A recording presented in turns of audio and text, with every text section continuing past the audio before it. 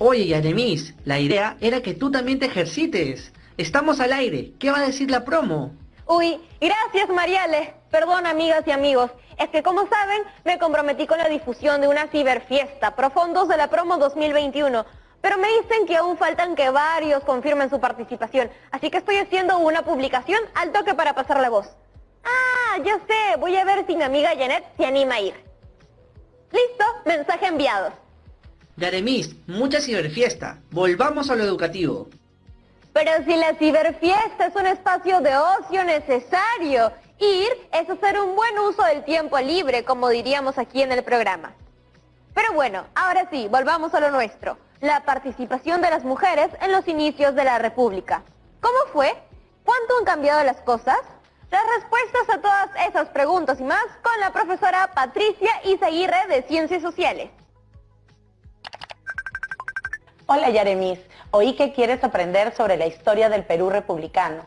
Así es, profesora Patricia, pero específicamente sobre las mujeres que participaron en estos procesos históricos que configuraron el desarrollo de nuestro país y que por la mentalidad de aquella época no fueron reconocidas en su momento. Por mentalidad, me imagino que te refieres al rol que la sociedad en los inicios de la República reconocía a la mujer. Ajá. Quiero decir que en esta época habían actividades que eran para hombres y otras para las mujeres. Claro, según lo que se pensaba en esa época, los hombres asumían liderazgo en el espacio público, en la política y en las decisiones que afectaban a la sociedad, mientras que a la mujer se le asignaba un rol en el espacio doméstico y sus labores no eran suficientemente reconocidas como importantes. Eso no quiere decir que lo doméstico sea malo, ¿no? Para nada, lo doméstico es importante y tanto hombres como mujeres deberían participar activamente en labores domésticas. Al igual que ambos, deberían poder involucrarse en lo público, con las mismas oportunidades. Las mismas oportunidades, eso es. Ahora, hay que recordar que, pese a la forma de pensar de la época, muchas mujeres se abrieron paso, tales como Juana Pérez y Francisca Zubiaga. Ah, claro, seguro muchos las recuerdan porque fueron esposas de los caudillos, pero ellas tienen un valor en sí mismas y fueron protagonistas de diferentes episodios en esta época. No solo fueron esposas de los caudillos. Y ganarse ese lugar no fue nada fácil. ¿Por qué? El Perú del siglo XIX fue un escenario de tránsito del virreinato a la República, con cambios rápidos, como en el ámbito político, pero en otros aspectos, como la situación de pobreza de algunos sectores sociales, los cambios fueron a ritmo más lento. Algo que debe quedar claro es que el paso de un periodo histórico a otro no significa que todos los aspectos cambien al mismo tiempo. ¿Cuáles fueron esos aspectos que no cambiaron tan rápido?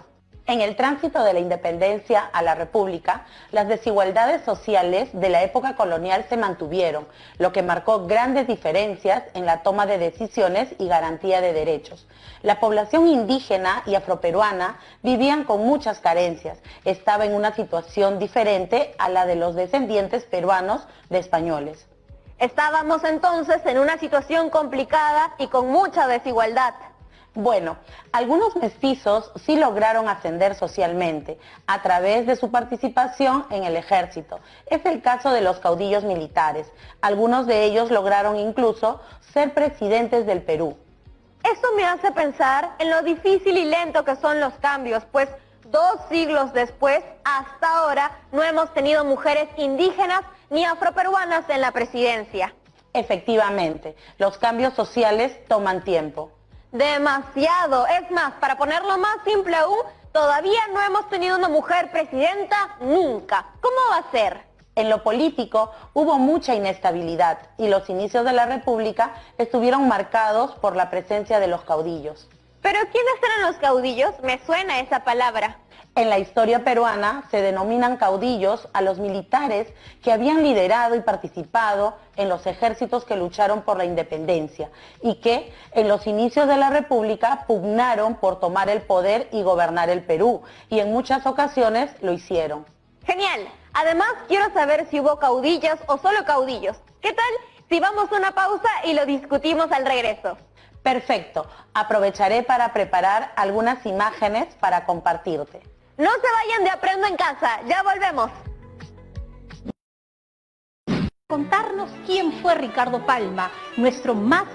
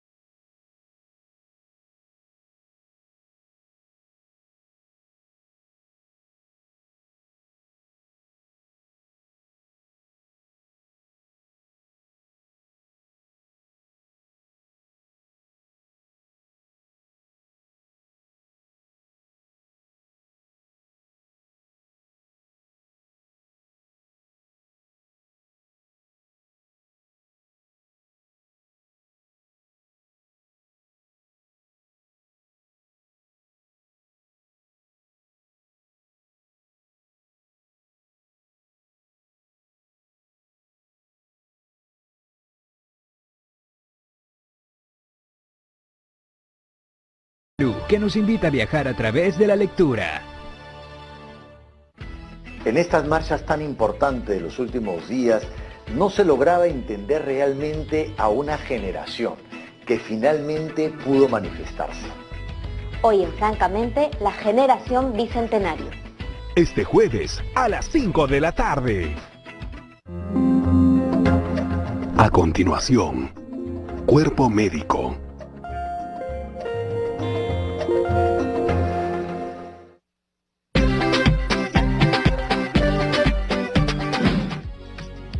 Ay, amiga, pero ¿por qué no quieres conectarte a la ciberfiesta? Es para reencontrarnos con nuestros amigos y de paso ayudar a la promo. ¿Ya? Ajá. ¿Sabes qué? Vamos a hacer unas normas de convivencia para esta ciberfiesta. De esta manera, habrá orden en la participación y todas y todos quedamos felices. ¡Chévere! Así quedamos. ¡Chao! Internet es un lugar genial que nos permite aprender muchas cosas, pero a veces puede ser muy peligroso, ¿no? Ojo ahí, amigas y amigos. Pero bueno, por otro lado, Internet también puede ser un espacio genial para expandir nuestra voz y difundir mensajes. ¿Qué hubiera pasado si en el siglo XIX hubiera existido Internet? Pregunta sin respuesta, pero por suerte la historia nos acerca a reconstruir lo que sí pasaba en la realidad. Voy a ver si nuestra profesora de Ciencias Sociales ya está lista. Profesora, bienvenida otra vez. Nos dijo que iba a buscar unas fuentes para seguir analizando el rol de los caudillos en el siglo XIX. Esta fuente secundaria de Cueto y Contreras nos da información sobre lo conflictivo que fue el inicio de la República y el rol de los caudillos. Entre la salida de Bolívar, 1826, y la primera presidencia de Castilla, 1845, un periodo de 19 años se contaron 12 presidentes, con un promedio de año y medio de gobiernos por cabeza. En menos de 20 años en el Perú se dio 6 constituciones.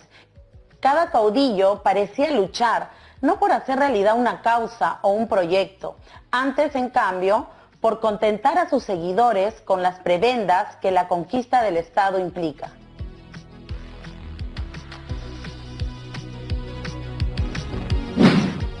Como vemos, se sucedieron muchos líderes y constituciones en muy corto tiempo. Asimismo, esta fuente histórica nos permite entender las características y propósitos de los gobiernos de los caudillos a quienes catalogan como personalistas.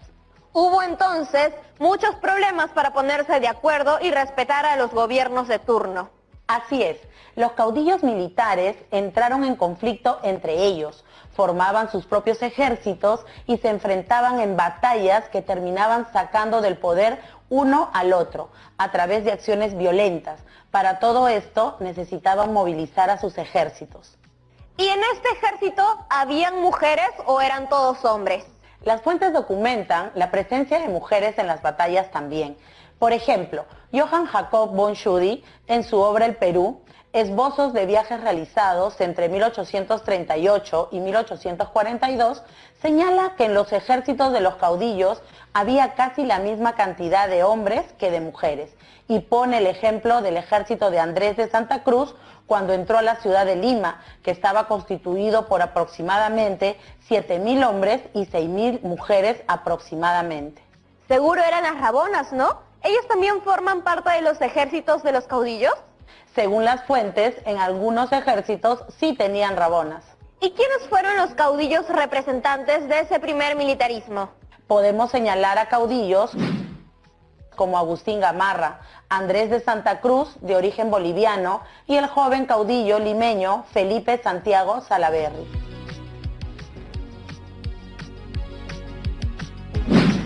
Profesora, pero no se olvide de mi pregunta acerca de la participación de las mujeres. ¿Hubo alguna mujer que cumpliera un rol de caudillo? Se tiene documentado un reconocimiento a las mujeres por su participación en los inicios de la República.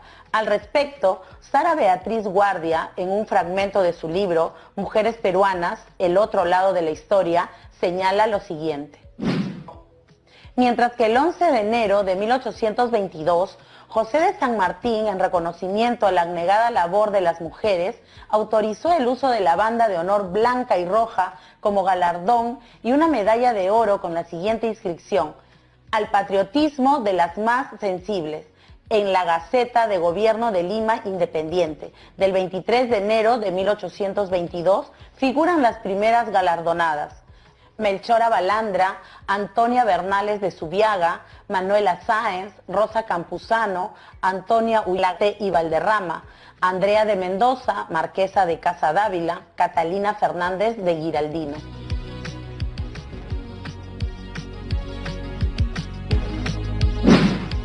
Entonces, en los inicios de la República, don José de San Martín reconoció la contribución de algunas mujeres en la gesta independentista. ¿Y por qué lo hizo?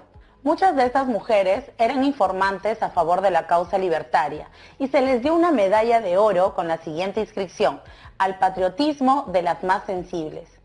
Profesora, ¿una medalla nomás? Se pasó. Parece poco, ¿no? Sobre todo porque la mayoría de mujeres seguía excluida de una serie de derechos.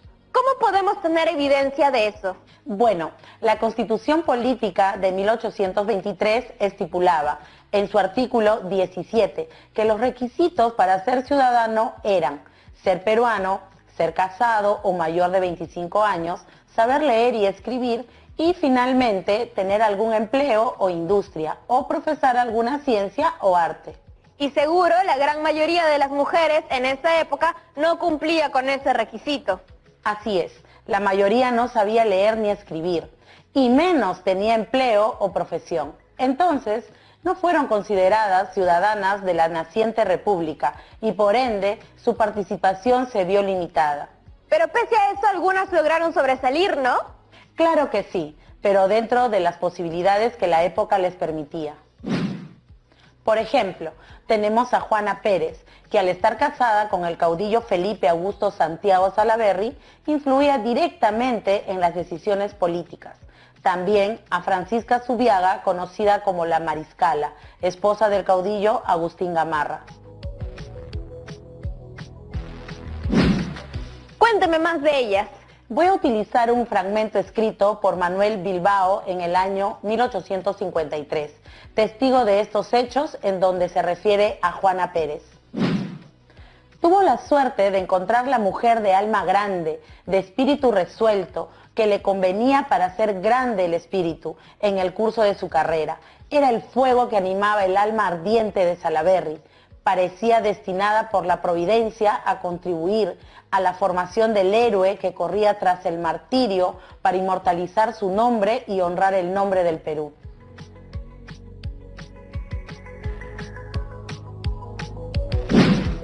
Entiendo, profesora. Me queda claro que Juana Pérez cumplió un rol importante. ¿Y qué hay de la Mariscala? Ella sí tuvo un rol más protagónico en la historia de nuestro país a inicios de la República. ¿Y en qué fuentes podemos consultar eso? Sara Guardia, en su libro Mujeres Peruanas, el otro lado de la historia, señala que no existe en la historia del Perú republicano una figura femenina que se parezca a Francisca Zubiaga Bernales de Gamarra, cuya vida posee un sino propio. Para decir eso debe ser porque Francisca Zubiaga debió haber tenido un rol importante. Tienes razón, y eso señala Sara Guardia en el siguiente fragmento de la misma obra. Abraham Valdelomar dice que Francisca Zubiaga vigilaba el aprovisionamiento y la alimentación de los soldados, impartía órdenes y recibía informaciones. Era la primera en la labor y la última en el descanso.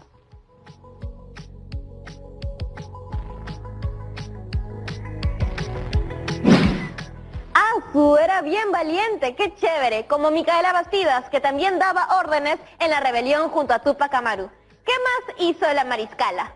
En el mismo texto se cita a Sánchez de Velasco, quien relata que Francisca Zubiaga dirigió en pleno invierno a 190 mujeres peruanas, un destacamento que se apoderó de la Plaza de Paria y no solo participaba en operaciones militares, sino que asistía en compañía de Gamarra a las reuniones políticas con jefes bolivianos. Ahora entiendo por qué le decían la mariscala. Quizás para el pensamiento de la época era raro ver a una mujer tomando esas decisiones. Sin embargo, ahora es más normal. Por ejemplo, tengo una conocida que es oficial del ejército peruano en la rama de ingeniería militar. La mujer era mal vista si se sospechaba que asumía acciones y actitudes solo permitidas a los hombres. De hecho, se decía que estas formas de actuar originaban que perdiera las virtudes de dulzura, delicadeza y maternidad que se le presuponen. O sea que por un lado ellas participaban en las batallas, pero por otro se les criticaba si lo hacían. Qué raro eso. Pues sí, la sociedad entonces mostraba posturas ambivalentes sobre la participación femenina en los procesos independentistas y de la vida política del país. Entiendo, veo que hay muchos logros, pero también entiendo por qué algunas desigualdades se mantienen hasta hoy, pues están muy arraigadas desde hace siglos. De acuerdo, por eso decimos que es necesario conocer nuestra historia para entender nuestro presente. Profesora, antes que termine el programa, a muchas y muchos estudiantes les ha parecido muy interesante conocer sobre el rol de las mujeres en los primeros años de la República y nos han compartido algunas preguntas.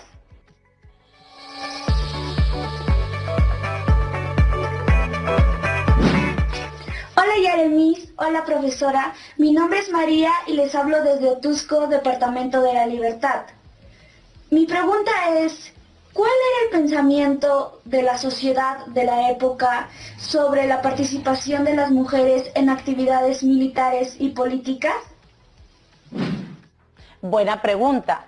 En los tiempos de la independencia y de los inicios de la República, las mujeres, por más heroísmo que demuestren en favor de la causa independentista, era mal vista si se sospechaba que asumía acciones y actitudes solo permitidas a los varones.